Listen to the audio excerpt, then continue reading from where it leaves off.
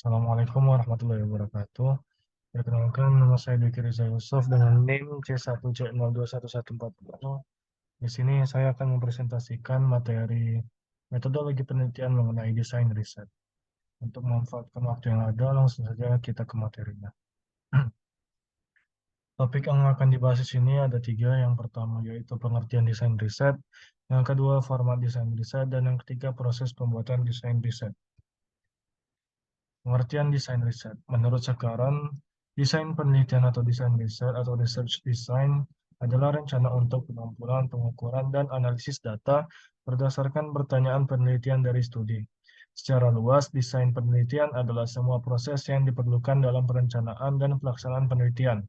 Dalam konteks ini, komponen desain dapat mencakup semua struktur penelitian yang diawali sejak ditemukannya ide sampai diperoleh hasil penelitian. Desain sebaiknya ditentukan sejak awal, agar bentuk penelitian yang akan dilakukan menjadi jelas. Desain penelitian merupakan pola atau bentuk penelitian yang diinginkan.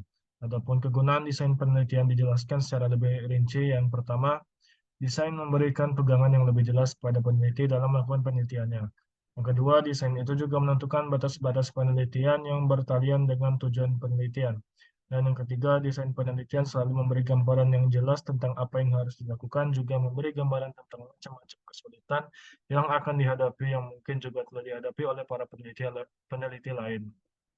Dengan demikian, lebih dahulu dapat kita pikirkan cara-cara mengatasinya. Menurut Nasution tahun 2002. Yang kedua, mengenai format desain riset. Yang pertama, ada penelitian eksplanasi.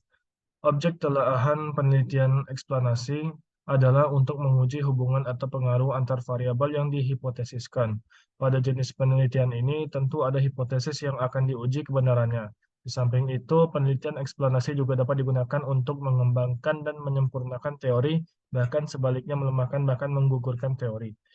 Penelitian dengan desain eksplanasi seringkali dilakukan dengan survei. Dalam survei, peneliti diwajibkan membangun hipotesis penelitian dan mengujinya di lapangan, karena format ini bertujuan mencari hubungan sebab akibat dari variabel-variabel yang diteliti. Dengan demikian, alat utama yang digunakan untuk analisis data adalah statistik inferensial. Pendekatan yang biasanya digunakan oleh peneliti untuk membangun hipotesis tersebut adalah pendekatan kuantitatif. Yang kedua, ada penelitian deskriptif. Merupakan penelitian yang memberi gambaran yang lebih jelas tentang situasi-situasi sosial. Penelitian deskriptif yang biasa disebut juga penelitian taksonomik dimaksudkan untuk eksplorasi dan klarifikasi mengenai sesuatu fenomena atau kenyataan sosial dengan jalan mendeskripsikan sejumlah variabel yang berkenaan dengan masalah dan unit yang diteliti. Pada suatu penelitian deskriptif, tidak menggunakan dan tidak melakukan pengujian hipotesis seperti yang dilakukan dalam penelitian eksplanasi, yang artinya tidak dimaksudkan untuk membangun dan mengembangkan perbendaharaan teori. Desain penelitian deskriptif biasanya dilakukan dengan pendekatan kualitatif. Pendekatan kualitatif bertujuan untuk membuat deskripsi, gambaran atau lukisan secara sistematik, faktual, dan akurat mengenai fakta-fakta, sifat-sifat, serta hubungan antar fenomena yang diselidiki menurut Nasir tahun 1998. Pendekatan kualitatif menghasilkan data deskriptif berupa kata-kata tertulis atau lisan dari orang-orang dan perilaku yang dapat diamati. Yang ketiga ada penelitian eksperimental, merupakan desain penelitian yang berakar pada paradigma positivis. Menurut Creswell tahun 1994, penelitian eksperimental mengadakan percobaan atau eksperimen untuk melakukan tes hipotesis. Suatu eksperimen selalu dilakukan dalam kondisi di mana satu atau beberapa variabelnya dapat dikontrol. Dalam desain eksperimen terdapat kelompok yang disebut kelompok-kelompok eksperimen, yaitu kelompok yang sengaja dipengaruhi oleh variabel-variabel tertentu, misalnya diberi latihan.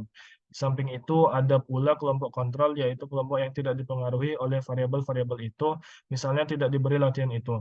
Adanya kelompok kontrol dimaksudkan sebagai pembanding hingga manakah terjadi perubahan akibat variabel-variabel eksperimen itu.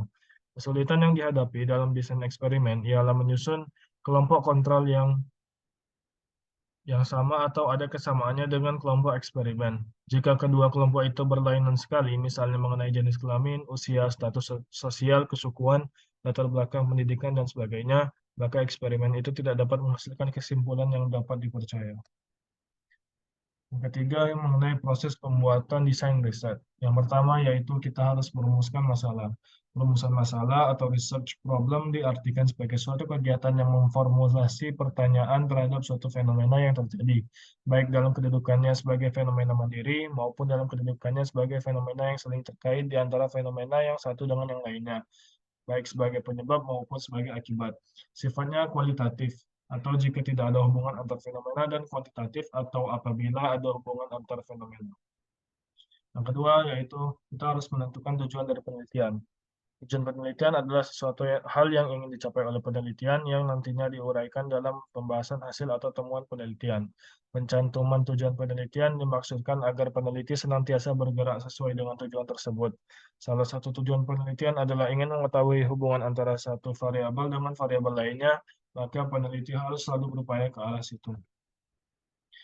Yang ketiga yaitu kita harus mengetahui manfaat atau kegunaan penelitian. Manfaat atau kegunaan penelitian merupakan dampak dari tercapainya hasil penelitian, sehingga kegunaan penelitian yang akan diperoleh dapat memberi manfaat terhadap pengembangan ilmu dan pemecahan masalah yang terkait dengan objek yang kita teliti. Kegunaan yang dimaksud bagi dua yaitu kegunaan teoritis atau akademis dan kegunaan praktis atau lapangan atau bisa kita bilang kehidupan sehari-hari. Yang keempat, kita harus mengetahui kajian pustaka dan kerangka pemikiran. Kajian pustaka berarti mengkaji pustaka-pustaka yang terkait atau literatur review sesuai dengan arti tersebut. Suatu kajian pustaka berfungsi sebagai tuntunan dalam mengkaji masalah penelitian.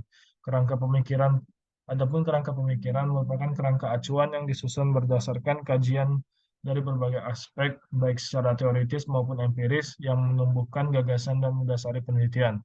Dasar-dasar penelitian tersebut dapat berasal dari temuan dan hasil penelitian terdahulu yang terkait dan mendukung rencana penelitian.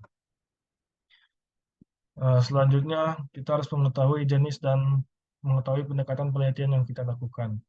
Jenis atau pendekatan harus disusun secara pasti sebelum turun ke lapangan mengumpulkan data. Jenis atau pendekatan penelitian sebenarnya sama dengan desain penelitian yang harus dicantumkan dalam sebuah kerangka riset desain. Dilihat dari pendekatan analisisnya, penelitian dibagi atas dua macam, yaitu penelitian kuantitatif dan penelitian kualitatif. Selanjutnya, kita harus melakukan sampel dalam penelitian. Penelitian kualitatif menggunakan sampel yang biasa disebut dengan informan atau subjek atau sasaran. Jumlah informan biasanya tidak banyak, diambil dengan cara purposif dan berkembang seperti efek bola salju selama proses penelitian. Beda halnya dengan penelitian kuantitatif yang mengenal istilah populasi, di mana populasi merupakan wilayah generalisasi yang terdiri atas objek atau subjek yang mempunyai kuantitas dan karakteristik tertentu yang ditetapkan oleh peneliti untuk dipelajari dan kemudian ditarik kesimpulannya.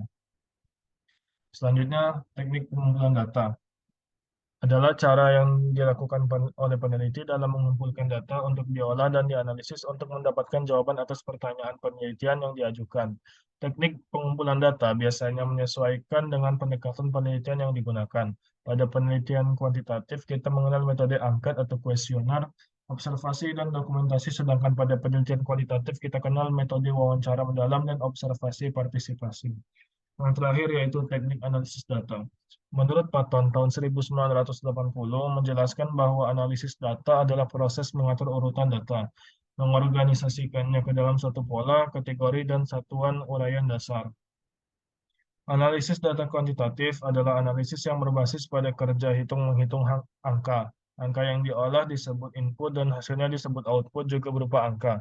Analisis data kualitatif adalah analisis yang berbasis pada kerja pengelompokan simbol-simbol selain angka. Simbol itu berupa kata, frase, atau kalimat yang menunjukkan beberapa kategori. Baiklah, sekian presentasi dari saya.